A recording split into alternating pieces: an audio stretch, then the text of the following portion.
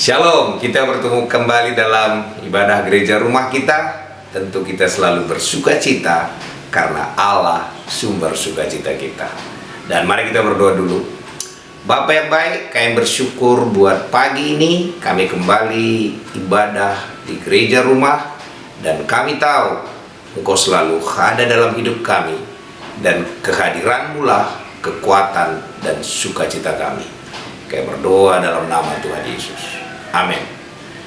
Pagi ini saya ingin membagikan apa yang saya alami dan bagaimana saya keluar dari tantangan yang dihadapi itu. Tentu semua kita pernah mengalami kecewa, sedih, sakit hati, atau putus asa, tertekan, mengasihi diri sendiri, gampang marah dan sebagainya. Di mana dalam hati kita berpikir kayak nggak ada tujuan, kayak putus asa. Pikiran dan hati kita itu begitu bertentangan sekali. Orang katakan galau dan sebagainya. Dan semakin direnungkan itu semakin capek. Rasanya hidup ini capek sekali. Ternyata ada jalan keluarnya.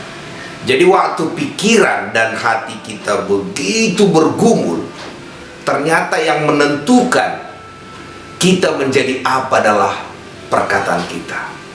Karena itu Alkitab mengatakan bahwa lidah kita itu seperti setir daripada kapal yang besar. Sekuat apapun badai dan gelombang, sepanjang setirnya dipertahankan, tetap berdiri, dia akan sampai mendarat. Pagi ini, semua kita yang di gereja rumah, bagaimanapun perasaan kita, apapun yang kita pikirkan, segundah gulana apapun hati kita, sepanjang perkataan kita mengatakan kebenaran firman Tuhan, kita akan mendarat sesuai dengan firman Tuhan itu. Dan itulah dikatakan berdirilah teguh. Berdiri teguh di mana? Di pengakuan kita. Contoh hari ini kita mungkin sakit. Dan biasanya kalau kita sakit, pikiran kita kemana-mana. Mungkin kalau sakit dada, kita pikir jangan-jangan jantung. Waktu kita mulai sakit kepala, kita pikir jangan-jangan kanker. Negatif terus. Cara ngelawannya adalah renungkan apa kata Tuhan. Dan mulai perkatakan, aku sembuh karena Tuhan bilang aku sembuh. Dan saat itu akan terjadi peperangan. Sakit saudara akan mengatakan kok tambah parah dan sebagainya. Sepanjang kita berdiri teguh memperkatakan apa yang Tuhan katakan berulang-ulang. Tahu saudara berapa lama saya harus kerjakan? 2 jam. 2 jam saya memperkatakan aku kuat karena Tuhan. Aku lebih daripada pemenang dalam segala hal. Segala perkara dapat kutanggung di dalam Dia. Dan saya ulang-ulang terus. Hati saya berontak, pikiran saya berontak. Pikiran saya mengatakan tapi kan begini. Hati saya bilang tapi kan begini. Tapi saya gak mau dengerin. Saya perkatakan firman Tuhan. Dan tahukah Bapak Ibu dan saudara semua, firman yang kita ucapkan itu kan kita dengar. Dan iman timbul dari pendengaran. Jadi setelah kita ucapkan terus, dia dengar.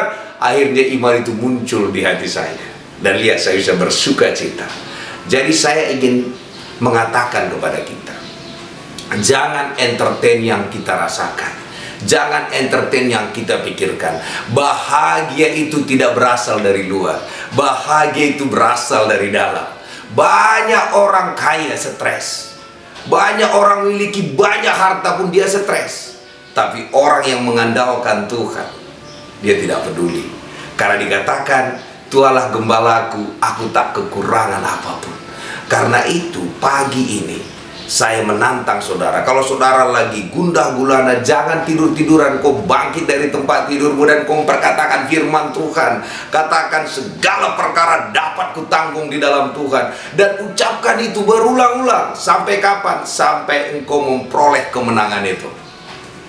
Saya sudah bilang tadi, saya butuh 2 jam memperkatakannya.